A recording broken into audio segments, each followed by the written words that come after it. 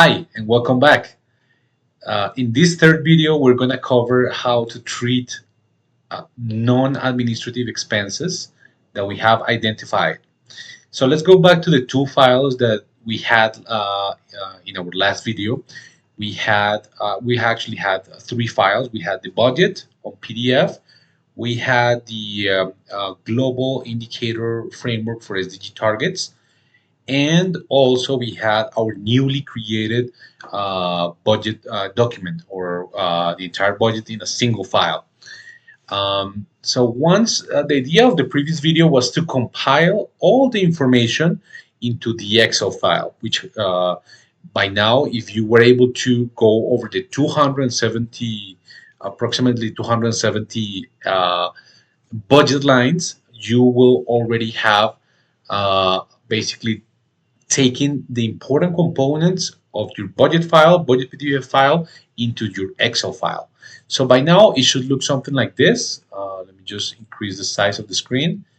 It should look something like this. It should have portfolio, ministry, mandate, the program's name or title, whether it's administrative or non-administrative. It should have the program purpose, and it should have the total amount that has been allocated for that specific program. It should also have your Excel file, or the Excel file that will be used for the SDG budget tag should also have the three SDG targets selected.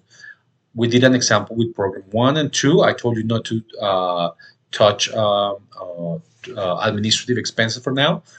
And we did the example for one administrative, for program number 2, which we mentioned that it's not an administrative program, and we're going to allocate, which is what we did at the end of the last video, SDG targets.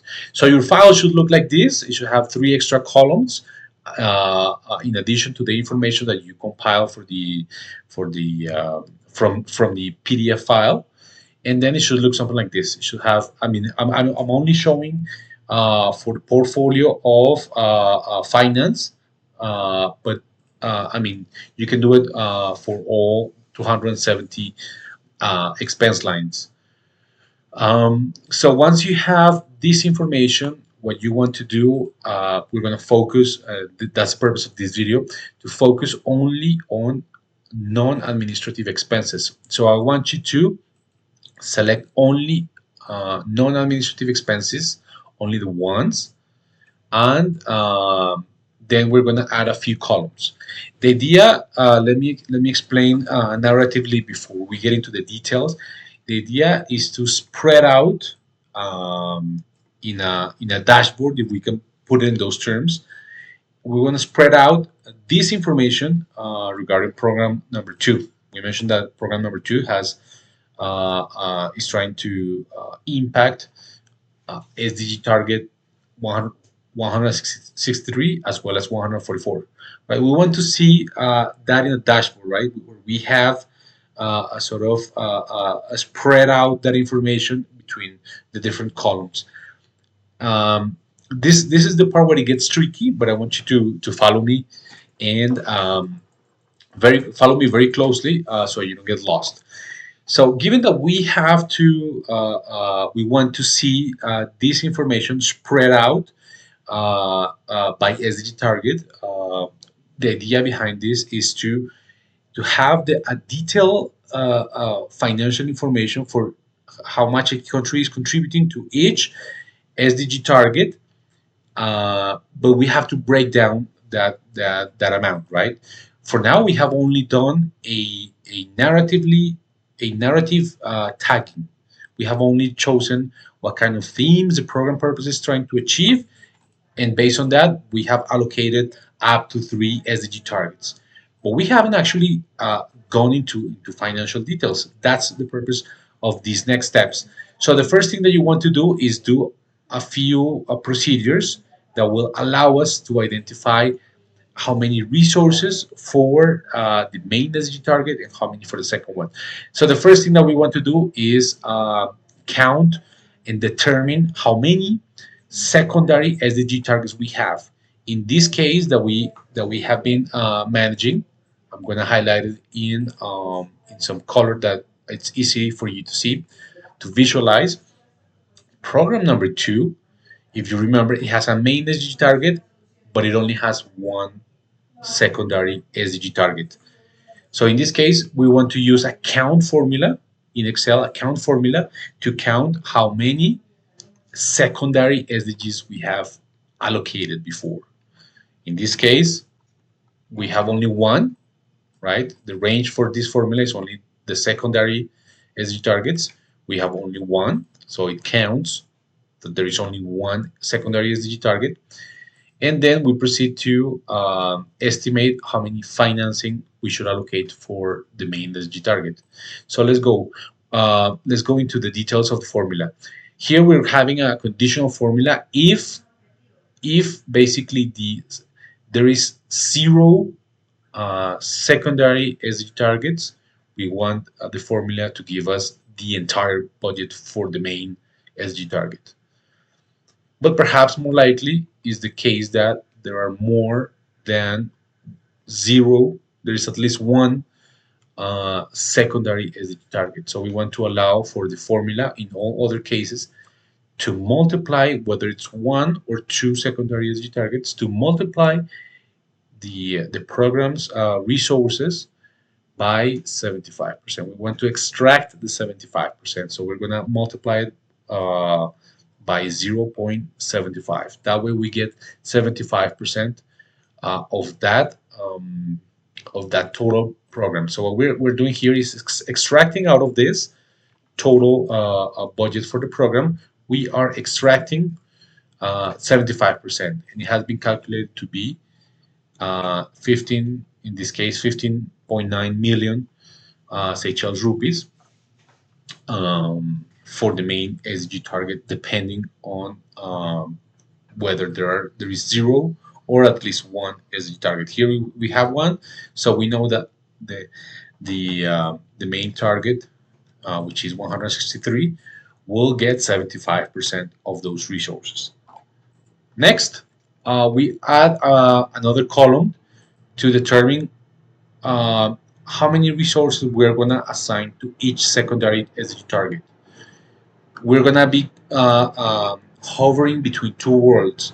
One where we have only one SDG target, one secondary SDG target allocated, or two, right? Those are the main cases that we have here. In reality, we have actually three possible scenarios. There is only a main SDG target chosen. There is one secondary, or there are two secondary SDG targets. Those are the options. So in this case, we want to determine the resources that we need to allocate to the secondary SDG target. For that, we're going to use a conditional formula if, and we are asking the computer if the number of secondary SDG targets that you counted is 1, then we're going to allocate the other 25% of the resources to that particular SDG target whenever there is only one. So that's why we're going to multiply it by 0.25. However, in the other cases, there are two options. Otherwise, we have either 0 secondary SDG targets, in which case the secondary targets will have 0. That's why we have 0 after the second comma. Or perhaps more likely, the other scenario, the third scenario, is that we have 2 secondary SDG targets. This is not the case, but it will be here. And in that case, we are asking the computer to multiply the total resources allocated for the main SDG target, for the program, by 0.125, which is 12.5%. Why 12.5%? Because we mentioned at the beginning that we are going to allocate the remaining 25% to the secondary SDG targets. In this case, we're allowing the formula to capture the case where there are 2 secondary SDG targets. In that case, the 25% divided by 2 becomes 12.5. So that's what we are going to get whenever we construct this column that will give us a sense of what kind of resources needs to be allocated to the secondary SDG targets. In this case, it's 5.3 million. And here, and for the sake of having that information organized, we're going to duplicate the same resources that we had before, and we're going to put them next to the secondary information, which is the one that needs to be assigned, the amount of resources that need to be assigned to the secondary, to the first secondary SDG target, and then we're going to have a formula for the second one. Basically, we're saying if you counted more than one secondary SDG target, then go ahead and put 5.3 million also in the secondary target. So that way, when you add all the three numbers in the next column, we have control here, a control. We add those columns. It should give us the same number as the original budgetary allocation. So in this case, we're saying, hey, remember that you allocated 75%. 75% of 21.2 million is 15.9. And then we're saying, add that to the secondary, the resources allocated to the secondary targets, which we calculated before in columns P and Q. And then show me if there is a difference with the original number. Once you do that, if you did it correctly, you should get a 0, or basically a dash in this case, because it's telling us that by adding up what you found on the secondary targets with the resources from the main SDG targets, that should be the entire budget allocation, original budget allocation. I'll give you a 0. So we have this control variable that will allow us to see whether we did the calculations correctly. The next step is a more complicated one. I mentioned at the beginning of this video that we're going to spread out the allocation, the financial allocation for SDG targets. So we want to see a sort of dashboard of 169 SDG targets, and we want to see which ones have 0 and which ones have some resources available. So in this case, we're going to I want you to create 169 columns. You can see them all the way here. This is where it gets tricky. And then you will see 169 SDG targets. We are adding a column for 170 because remember that it is not the case that the entire budget of a country will finance SDGs. There will be a portion, usually a portion that is around between 5 to 10% of the budget, that is not actually within, not aiming at any SDG target. How is that possible? Well, it turns out that the SDGs, for as much as they cover, they don't actually cover things such as sports directly. Or, for instance, we shouldn't allocate, let's say, penalties for an institution or fees that they have to pay between institutions, between ministries. Those fees shouldn't count as supporting SDG targets, right? So there are some expenses, and we'll go over that. There are some mentions to that in the UNDP document that I showed you before that details when an expense is not contributing to SDG targets. So we were gonna, besides the 169 columns, we want to add another 170 to allocate any expense or a portion of the expense where we see that it's not really supporting any SDGs. As always, we'll have a control to make sure that everything that we put here horizontally in this sort of dashboard, visual dashboard, for the financing that exists in each SDG target, that it actually adds up to the original amount that we had in the original in the first column that we created, that it's basically the one that the resource allocation for that particular program. So After that, we're going to create, you're going to put 1, 2, 3, 1, 2, 3, 4, 5, all the way to 170, and for the title of the column. Then I want you to uh, use the sum ifs formula. Basically, it's a conditional. The sum ifs is a conditional to add amounts if there are certain conditions. Here we want to basically put in column number one, or SDG target number one, only the resources that correspond to SDG for the numbering, for the number one, or for the first SDG target that we have. In this case, if you look at our program number two within the Department of Finance, which is Fiscal and Budget Management, we found that we decided to allocate SDG targets 163 as well as 144. This tells us that basically there shouldn't be an amount in the first column because we didn't put SDG 1 as the beneficiary of resources for program number 2, right? So once you use the sum if formula, you gotta make sure that the amounts that you are comparing have the same range. So the range here is very important. Here we have three columns: main, secondary one, secondary two, as the first argument.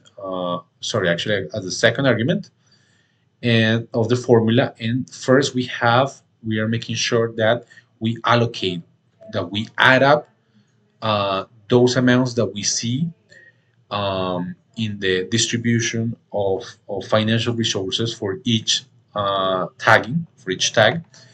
And so when we do that, in this case, we have zero. Why do we have zero? Because we didn't allocate number one in the original tag, right?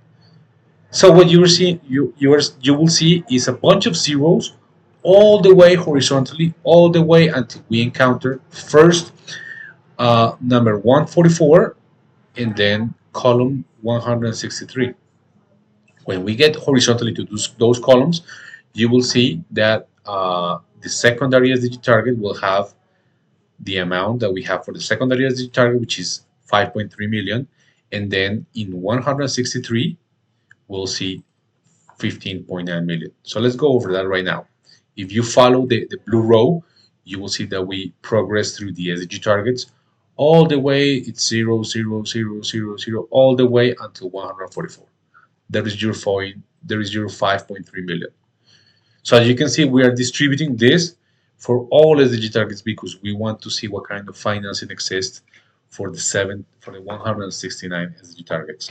At the end of the exercise, we will compile those numbers to be summarized in 17 SDGs, but we want to make sure that we capture the information at a more detailed level at the 169 SDG target level. So this, if you remember, 144 was the secondary SDG target. The first one was 163, and here's the 15.9 million Seychelles rupees.